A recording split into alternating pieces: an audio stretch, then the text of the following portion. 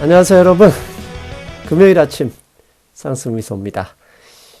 목요일 못 뵀죠. 몸이 좋지 않아서 좀 쉬었습니다. 아무도 걱정을 해주신 댓글이 없어서 서운했습니다. 아주 조금요. 오늘 금요일은 시황이 아니라 채권, 미국 채권, 레포 금리의 급등이 결국은 미국 정부의 늘어난 재정 적자, 그 늘어난 재정 적자를 메꾸려는 채권 발행 때문이다 라는 게 저의 일관된 주장이죠.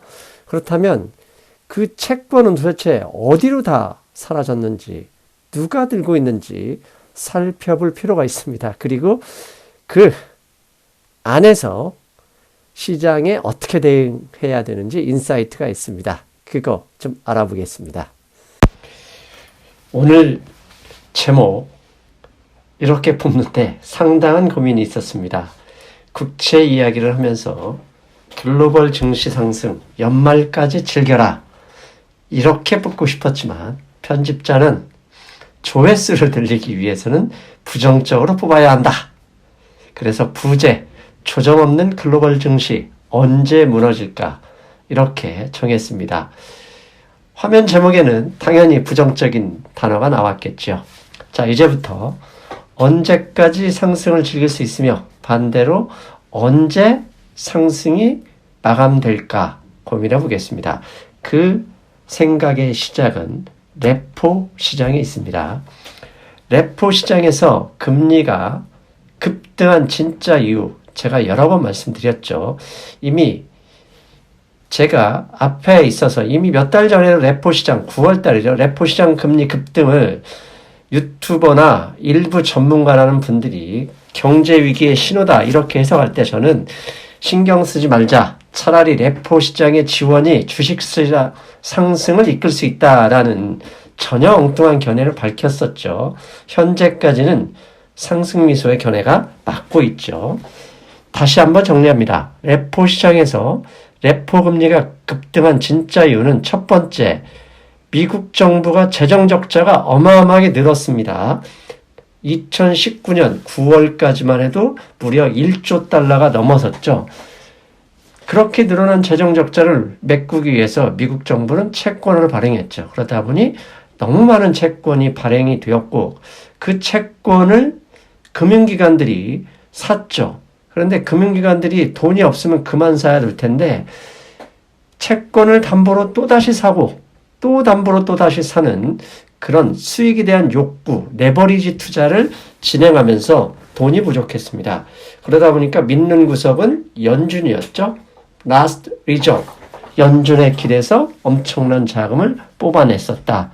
자, 여기에서 한 가지 더 알고 가야 되죠. 그렇다면 그렇게 많이 발행한 미국의 국채는 누가 얼마나 보유하고 있을까 알아보겠습니다. 올해 11월 18일까지 미국 정부가 발행한 국채 금액은 무려 23.04조 달러입니다. 23조 달러하고 400억 달러가 더 있는 것이죠. 그런데 작년 1년 동안 12개월 동안 늘어난 금액은 무려 1.3조 달러.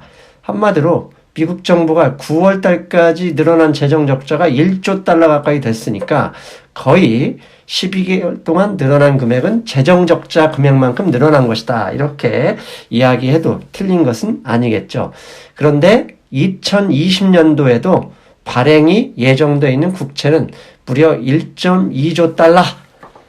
매년 1조 달러 이상씩 늘어나다 보니까 이 많은 국채를 누군가가 소화를 해야 계속적으로 발행할 수 있겠죠. 그래서 이 많은 국채를 도대체 누가 많이 들고 있는지 일일이 찾아봤습니다. 찾아봤더니 외국인이 외환보유고로서 보유하고 있는 금액은 전체 23조 달러에서 6.8조 달러, 29.8%를 보유하고 있고요. 미국의 은행, 금융기관 및 일반 개인들이 보유하고 있는 금액은 7.7조 달러, 34.1%입니다. 그런데 과거 10년 동안 보유 금액이 가장 많이 늘어난 것은 미국의 민간 및 금융기관, 쪽이라는 사실 일단 기억하시고요.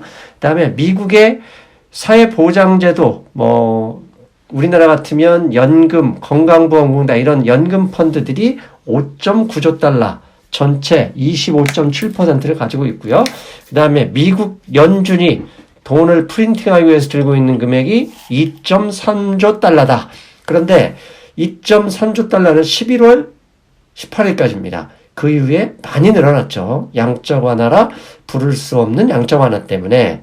그리고 이제 미국의 국채 얘기만 하면 중국 애들이 국채를 다 버리고 있다. 러시아가 다 버리고 금을 샀다. 이런 이야기 하잖아요. 그래서 미국의 보유 국채 금액에서 중국과 일본이 어느 정도 소유하고 있는지 찾아봤습니다. 전체 일본과 중국이 전체 미국 국채 9.9%를 보유하고 있네요.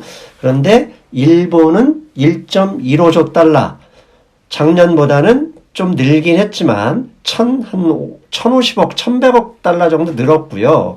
중국은 1.1조 달러를 보유하고 있습니다. 고점 대비 많이 줄었지만 작년 초에 대비해서는 그렇게 많이 줄진 않았습니다. 약 1,000억 달러는 아니고요. 900억, 800억 달러 줄었습니다. 그러니까 중국이 많이 줄지 않았고 일본과 격차가 별로 없다. 이렇게 말씀드릴 수 있고요. 중국하고 일본을 제외한 다른 나라 국가들은 얼마나 보유하고 있는지 찾아봤더니 중국과 일본을 제외하고 전체 1위는 UK, 영국입니다. 영국이 3,460억 달러. 많이 보유하고 있습니다. 가로친 부분은 작년 9월 금액이고요. 그러니까 작년 9월 대비 올해 11월 얼마나 늘었는지 보라는 얘기고요. 2등은 브라질입니다. 3천억 달러를 가지고 있네요. 최근 브라질 국채 어떻냐고 물어보신 분들이 있었죠. 브라질 외환보유고 3천억 달러 정도 있다. 그러면 브라질 국채는 어느 정도 안정성이 담보되고 있다. 이렇게 말씀드릴 수 있겠습니다. 그리고 특이한 것 7위.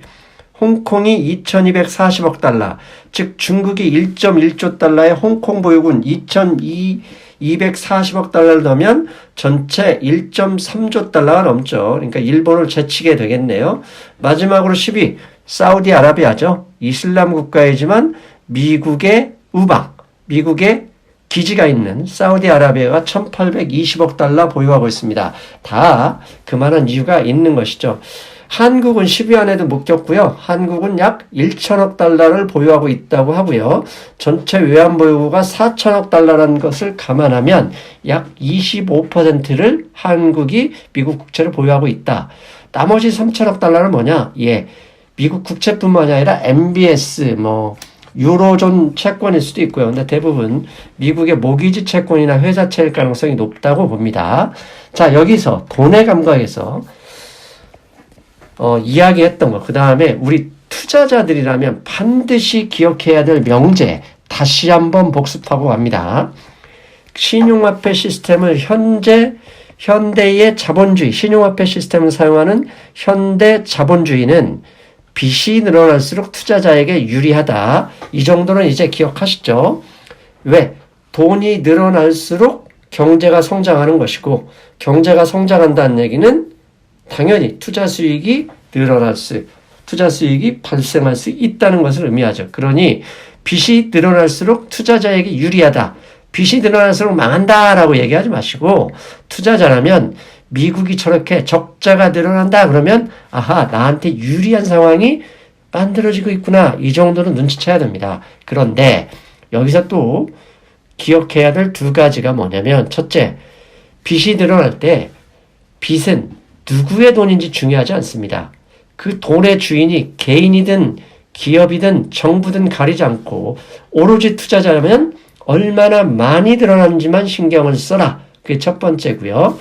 두 번째, 빚이 늘어날수록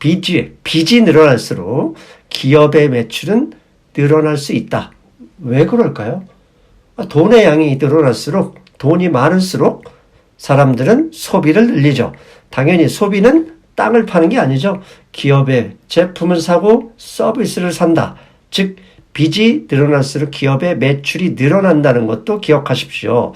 최근에 글로벌 중앙은행들이 미국과 중국의 무역 분쟁, 미국과 유럽의 무역 분쟁 등으로 경기 축소, 경제 위기 가능성이 늘어나자 ECB, 미국의 연준, 그 다음에 일본 중앙은행까지 나서서 동시다발적으로 유동성 확충을 나서는 이유, 그건 당연히 저렇게 늘어나면 늘어날수록 기업의 매출과 순이익이 늘어나고, 그렇게 늘어나면 투자를 늘리고 고용을 늘릴 것이라는 그런 기대감 때문이라는 겁니다. 기억하세요. 빚이 늘어날수록 투자자에게 유리한데 왜? 빚이 늘어날수록 기업의 매출이 늘어나고, 빚이 누구에게서 나왔는지는 관심을 가질 필요 없다. 오로지 얼마나 많이 늘었는지만 신경을 써라. 빚은 많은 게 위험한 게 아니라 그걸 감당할 수 없을 때 위험하다는 사실 다시 한번 기억하시고요. 그렇다면 여기서 기억하셔야죠. 트럼프 대통령이 서둘러 무역협상을 타결하고 페드가 레포 지원 금액을 어마어마하게 늘렸어요. 무역협상을 타결하고 레포 지원 금액이 시장에 쏟아져 들어왔다면 어떤 일이 벌어지겠습니까? 이것을 구체적으로 하나씩 설명해 드릴게요. 무역협상 타결에서 중국 정부는 앞으로 2년 동안 미국산 제품 2천억 달러치를 구매해야 합니다. 이 중에 500억 달러가 농산물이고 나머지 1,500억 달러가 미국 제품이죠. 반도체든 자동차든 항공기든 중국 정부는 2년 동안 2천억 달러를 사야 한다는 거. 여기에 플러스해서 앞에서 말씀드렸죠. 빚이 늘어날수록 기업의 매출이 늘어난다.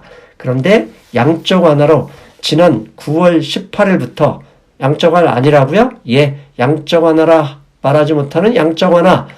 레포 지원 금액이 1월 2일까지 약 4개월 동안 무려 7,720억 달러가 늘어난다는 거. 그러면 간단합니다.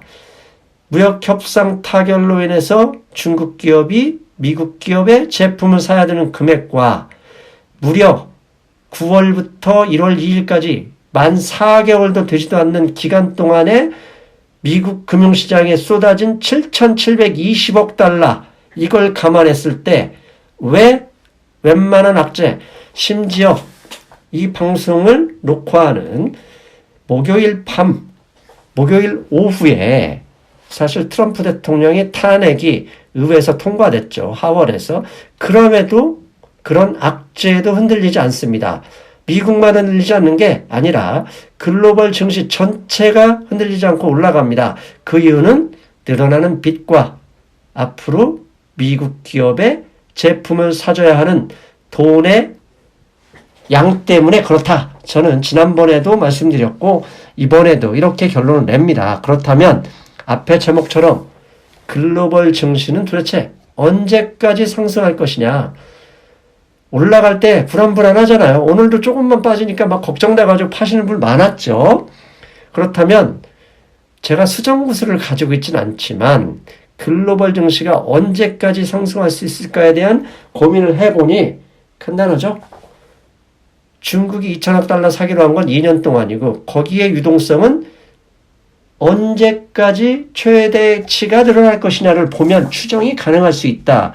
그래서 지난번 방송에서 가져왔던 그림, 레포 지원 예상 그림 가져왔습니다.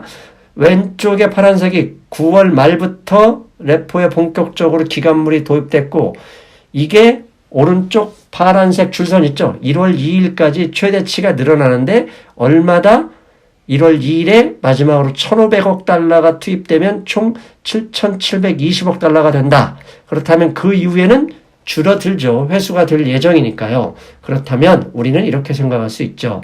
1월 2일 이후 지원 금액이 회수되면서부터 유동성이 줄어든다. 그러면 당연히 그때부터는 주가가 하락할 수 있다라는 걸 감안하면 연말까지는 여러분 걱정하지 말고 조정이 조금만 와도 즐기자. 그러면 여기서 한 가지 의문점이 나오죠. 과연 1월 2일부터 미국의 연준은 레포 시장에 쏟은 금액을 회수할 수 있을 것인가? 이게 의문이겠죠? 연장이 될 가능성은 얼마나 될까? 예, 그건 그때 가서 생각하기로 하고 우리는 연말까지는 걱정하지 말고 즐기자 이렇게 말씀드리고 싶었습니다. 여기에서 이제 신용화폐 시스템 종말론을 가지고 계신 분들이 이런 이야기를 합니다. 좋아, 당신 말대로 미국의 부채가 늘어나서 투자한다고 치자. 그런데 미국의 부채 영원히 계속해서 늘어날 수 있는 거야? 예, 늘어날 수 없죠. 이론적으로 보면. 근데 내가 죽기 전까지는 걱정하지 말자는 게 저의 일관된 생각인데 그렇게 말하면 너무 좀 무책임하잖아요. 그래서 저는 이렇게 말씀드릴 수 있겠습니다. 부채가 많은 것이 문제가 아니라 부채를 감당하지 못하는 게 문제다. 부채를 감당하지 못하는 건 자고 일어났더니 갑자기 시작되는 게 아니라 부실률이 점점 높아가면서 징후가 보이는 것이다. 라고 말씀을 드렸죠. 당연히 미국의 국채도 비슷하죠. 징후가 보이기 전까지는 당연히 계속해서 늘어날 것이다. 도대체 언제까지 늘어날 것인지 파이낸셜 타임스가 가져온 그림을 보면 2020년부터 2040년이 되면 100조 달러가 넘죠. 근데 이건 미국뿐만이 아니라 미국이 가장 많이 늘어나긴 하지만 전 세계가 다 똑같다는 얘기죠. 글로벌 빚의 증가, 국가를 가리지 않는데 저렇게 영원히 늘어날 것이냐? 언젠가는 2040년이 아니라 그 안에도 시스템이 위기를 맞지 않을까? 충분히 가능성이 있죠. 그렇다면 신용화폐 시스템에 위기가 온다면 나타날 징후는 무엇이냐? 저는 두 가지를 꼽습니다. 첫 번째는 국채금리의 급등입니다. 아니 뭐라고? 지금까지 국채금리가 마이너스 돼서 경제위기라고 했는데 상승미소 당신은 반대로 국채금리가 급등할 때 신용화폐 시스템의 위기로 볼 수 있다고? 예, 그렇습니다. 국채가 너무 많이 발행되면 아무도 소유하려 하지 않겠죠.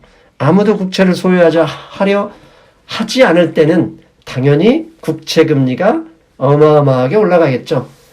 간단하잖아요. 아르헨티나 국채금리가 몇 %인지, 과거 러시아 국채금리가 몇 %였는지를 생각하면 간단합니다. 즉, 국채금리가 마이너스로 간다는 얘기는 경기가 안 좋아질 수 있다는 얘기지 신용화폐 시스템이 망가진다는 것은 아니고 반대로 국채금리가 갑자기 급등해버리면 그것 자체가 신용화폐 시스템이 위기가 올 수 있다는 징조로 보자 얘기고요. 그렇다면 저렇게 되면 당연히 금, 골드를 비롯한 주요 원자재 가격이 급등하게 될 것이다.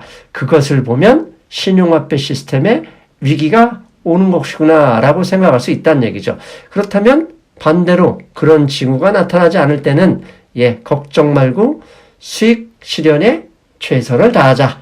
이게 상승미소의 말씀, 제가 하고 싶은 말이었습니다. 잘 들으셨어요, 여러분? 예, 감사합니다. 토요일, 일요일 그때 뵐게요. 사실 머리가 멍해서 뭐라 드릴 말씀이 없네요. 저는 토요일에 중요한 내용 광고 방송 하나 있으니까 토요일 날 뵙겠습니다. 여러분 안녕.